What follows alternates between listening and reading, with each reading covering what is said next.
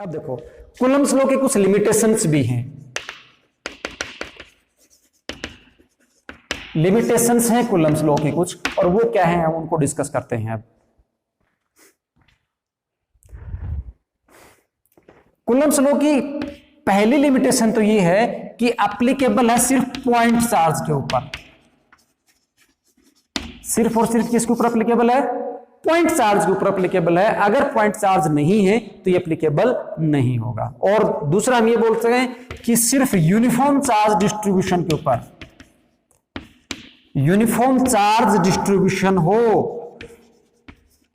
तो ये उसी पे एप्लीकेबल है। यूनिफॉर्म चार्ज डिस्ट्रीब्यूशन का मतलब ये है कि अगर चार्ज नॉन यूनिफॉर्मली डिस्ट्रीब्यूटेड हो, नॉन यूनिफॉर्मली का मतलब ये हुआ कि ये एक बड़ा सा ऑब्जेक्ट है, इसके ऊपर ऐसे ऐसे करके पॉजिटिव चार्ज, यहां ज्यादा पॉजिटिव चार्ज था और यहां कुछ कम पॉजिटिव चार्ज था, तो ये जो चार्ज यहां तो ज्यादा है, यहां चार्ज क्या है, कम, तो ये नॉन यूनिफॉर्म डिस्ट्रीब्यूशन हो गया।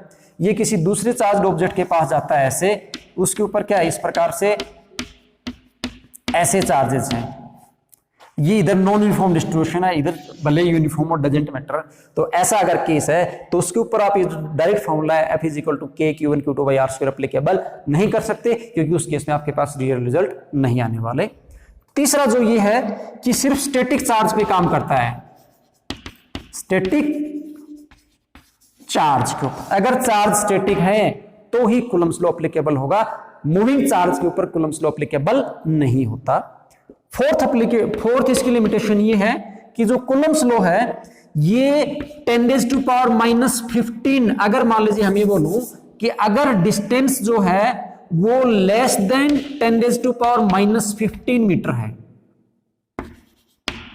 डिस्टेंस लेस देन 10⁻⁻15 मीटर है, उस केस में ये काम नहीं करता। क्यों काम नहीं करता, क्योंकि 10⁻⁻15 मीटर के ऊपर कौन से फोर्स एक्टिवेट हो जाते हैं, न्यूक्लियर फोर्स एक्टिवेट हो जाते हैं। अगर R = 10⁻⁻15 मीटर है तो कूलम्ब्स लॉ वहां पे काम नहीं करेगा, क्योंकि आपको पता है न्यूक्लियस के अंदर क्या होते हैं, पॉजिटिव चार्ज होते हैं, और पॉजिटिव चार्ज न्यूक्लियस के अंदर अट्रैक्टेड रहते हैं।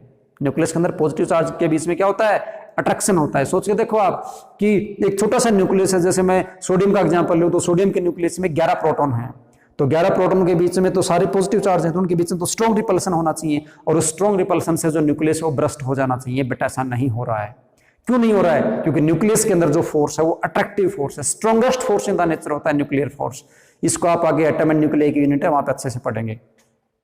तो मतलब न्यूक्लियस के अंदर जो R = 10⁻⁻15 मीटर है तो ये काम नहीं करता। कहां काम करता है कूलम्ब्स लॉ, R > 10⁻⁻15 मीटर है तो कूलम्ब्स लॉ एप्लीकेबल है,